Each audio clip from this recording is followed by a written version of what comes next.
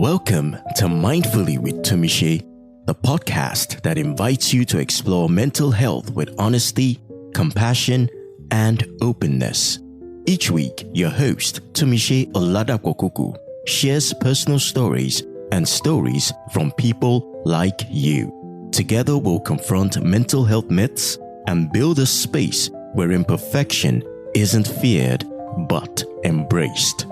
From self-esteem struggles to relational conflicts, we're here to discuss it all, with guidance from experts and real raw stories that inspire healing. It's time to live mindfully. It's time to be compassionate with ourselves and each other. Mindfully with Tumishe, new episodes every week, available wherever you listen to podcasts or at blackimages.com.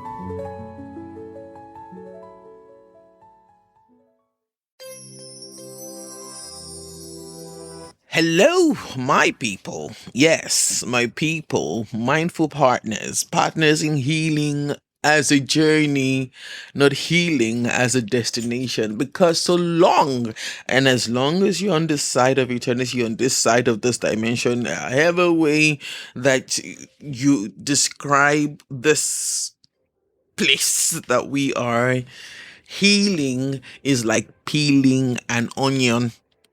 You're not the finish. Hello, my partners in understanding that mindful living does not erase the stories that brought us here. The beautiful ones, the painful ones, even the ones we still struggle to name. How are you? Like, really, I mean it. How are you? If you're listening with someone, you can turn to each other and exchange your honest answers. And before you roll your eyes and say, I cannot be vulnerable with this person. I don't know I can do it. But that's okay. Because I know that the word is as prevalent and annoying as the protecting my mental health phrase. So, I'm not asking you to do a deep dive into your life with one another, but what I'm asking is that you are true to yourself with your answers at the moment. Even if it's as mundane as saying, I'm hungry. How are you? I'm hungry. How are you? Oh, I want to sleep. Just be in the moment. And if you're listening alone, I think you can be very honest with yourself and be vulnerable to yourself and to yourself. No performances, no rehearsed response, just honesty. How are you? Let's check in with the body as usual. Relax your shoulders, relax the space between your ears, the spaces around your eyes. Yes, you can relax your forehead. Try it. Relax your tongue. Let your shoulder find a space. Unclench that jaw. Yes, you know. Now let it go. Take one slow breath in through your nose. Hold it. And slowly let it go. Let's do this one more time. Inhale. But this time, let it go with a force. Good. Let's begin. Personally, I have never been a fan of what ifs. To me, what has happened has happened. Whether I started it or someone else did. I believed what if, or, having that conversation, what if, was simply another way of, negotiating with history. History has never been interested in negotiating. So why should I ask myself, what if this person did this? Of course, the consequences or the results will be different, but you've already done it. Why are you asking? What if? Whereas that came from my own stories of origin. I wanted things different. I wanted and needed attention. I wanted to matter. But I didn't fight for it. Somehow I believed being the first child and the only girl should have been enough. Before we continue, it's worth repeating that this series is not about giving answers or romanticizing concepts like triumph, mental health, despair, longing, grief, and all. The series is about speaking to the in betweens of our lives, those places we do not understand, the beautiful beginnings that turned into a messy middle, or a messy beginning that turned to a beautiful middle that you're wondering how this white echo could have come out from this black point. The messy middle that has now truncated the self actualization vision. The objective is to arm you with tools that will enable you give grace to yourself and others. Breathing again as I get back into the story. So, I thought navigating the stillness that came with lumbar spondylosis and eventual laminectomy was the question I needed to answer. I was wrong. I now know that there are parts of me that needed attention that have lived in suppression for years. Today, though, our conversation isn't really about what if, or maybe it is. It is about something much quieter, much more respectable. Approval addiction. The need to be accepted, the need to be liked, the need to belong, to perform so well that nobody notices how insecure you really feel or how insecure you really think you are. I didn't always know that that was what it was called, but I remember the very first day I met this concept. It was my very first time on air, on radio. This is about 2001. I had been asked to present a segment about the great Michael Jackson. Simple enough, yeah? Except nothing felt simple. I didn't think I knew how to research properly. Remember, the internet was just, and the phones were just coming into Nigeria. I didn't think I knew how to present or whether I had a good voice or not. I still don't like my voice, by the way. Or maybe I simply didn't think I was enough. So I did what many perfectionists do. I wrote the script, read it again, read it until I had memorized almost every word. Then I walked in the studio, the mic came on, and script in hand, microphone in front of me. I hesitated, not because I didn't know how the material, but because it wasn't perfect, at least in my head. I eventually finished. My producer smiled, complimented me, and I cried. Looking back now, I wasn't crying because of the compliment. I was crying because for a brief moment, I felt accepted. I felt seen. I felt appreciated.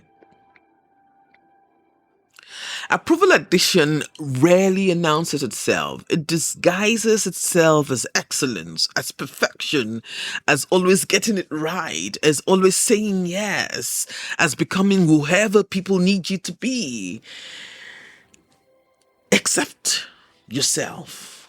You are literally an amoeba with different people.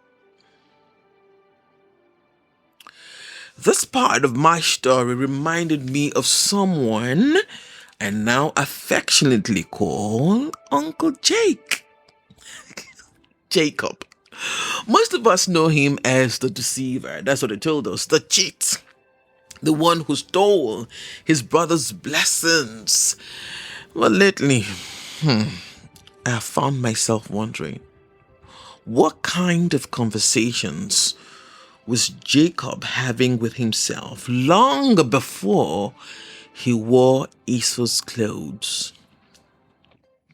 What happens to a young man who grows in a home where love appears divided, where comparisons become normal, where everyone seems to be helping God fulfill a promise or a prophecy? Rebecca had received a promise. Isaac had his favorite. Jacob inherited the middle of that story. That led me to thinking that sometimes we inherit conversations before we inherit the language that we use the conversations for. I connected deeply with Uncle Jake, not because I tricked anyone, but because I understood what it feels like to keep searching for approval, to believe that acceptance always lives somewhere outside yourself. For me, that season belonged to the 13 to 21-year-old Tamishe, the young woman trying to make sense of faith, of identity that she didn't ask to carry. It reminds me of something Maya Angelou said about growing up. Most people don't grow up. It's so damn difficult. What happens is most people get older. That's the truth of it. They honor their credit cards, they find parking spaces, they marry, they have the nerve to have children. But they don't grow up. Not really. They get older. But to grow up costs the earth. It means you take responsibility for the time you take up and the space you occupy. And when I heard that, and I'm looking at myself, I'm looking at Uncle Jake's story, and I'm wondering who is really at fault. That is where my what ifs started. I do not think that anyone should ask what if questions, but in this instance, I actually did ask what if. Jacob found himself eventually at the river Jabbok, not pretending anymore, not performing anymore, just wrestling. And maybe, perhaps, that is what healing sometimes looks like. It doesn't look like you're winning. I've said it before that sometimes healing does look like subtraction. Healing is probably not having all the answers, but refusing to leave that conversation unchanged. That was what Uncle Jake decided to do at the river Jabbok. And he said, I will not let you go unless you bless me. My own Jabbok looked different. It looked like sitting with a younger version of myself, the one who believed she had to earn love, the one who thought perfection was the entrance fee for acceptance, for belonging, and for love. The one who kept asking, will I ever be enough? And maybe I still ask that question. What made sitting with these stories difficult? Ready for it? Was my faith. What is helping them make sense now? Also, my faith. I know that may sound like a bit of contradiction, but it isn't. At least to me, it is a relationship. The God I have come to know does not ask me to perform before I approach him. He invites me to come honestly. That's a total difference to what I grew up to know. I have questions, I have fear, my insecurities, and all. And that has changed everything for me. One day I was telling a friend about this long ago, and he said to me, it's good to have an anchor to believe in, even if it doesn't exist, it gives you hope. And I smiled. And though I know what I experience is real, I do understand how some may find that hard to accept. With God, I can talk, I can write. Sorry to disappoint you if that doesn't sound as prayers, without hindrances, without feeling judged or feeling condemned. Today, I am still securing an insecure heart. This moment, I am still learning that acceptance is not something I achieve. It is something I have to learn to receive. And perhaps that is why I continue to tell the stories, because somewhere, someone else is like me and they are exhausting themselves trying to earn what was never meant to be earned. Finally, I know all of us have a drop of insecurity in us, even the most secure person, the one who appears to be very secure. And I know that people say imposter syndrome is not real and all that. It's not a topic for today, but I think it's real. I know it's real. Our history, our orientation, our own life's experiences would inform some form of insecurity in us. Know though, you're not alone, and your insecurity is VALID, valid.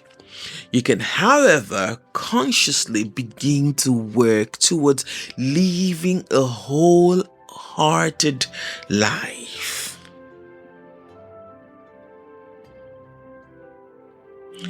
So, before we leave today, sit quietly with this question. Where in my life am I still performing in hope of being accepted? Where in my life am I still performing in the hope of being accepted? Where in my life am I still performing in the hope of being accepted? Do not rush to the answer. I say that all the time because the first answer that will come to you or that might come to you might not really be the answer your soul needs to heal and move forward. Don't rush the answer. Just notice what comes. Be gentle with yourself. Until next time, good luck. Before my final goodbye for this episode, yes, I know I said goodbye before, but before my final goodbye, I need just a little bit favor from you. Could you help share this episode? Or not just this episode, the whole Mindful with Tumishe experience. I would so love it and I would appreciate it. I also would love for you to rate the show wherever you're listening to the podcast, follow it. And that would help us get a little bit more visibility and tell stories and collect stories of people who are willing to join this army of the healed, one conversation at a time, one podcast episode at a time. Thank you. A special thank you goes to Toby, who makes production and this whole experience of bringing these episodes to you more fun and quite easy. Love yourself, love your neighbor, love your country. Above all of this, love God. He is the essence of your being. Until next time, stay mindful.